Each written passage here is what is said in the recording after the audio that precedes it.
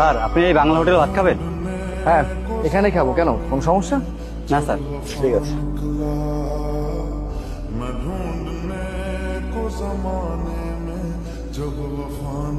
কই মেচিয়ার, কই মেচিয়ার?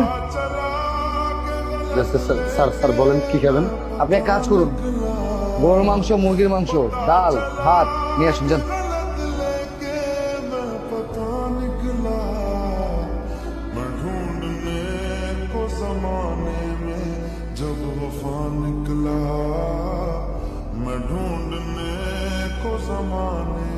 হ্যাঁ বলো, কি হয়েছে?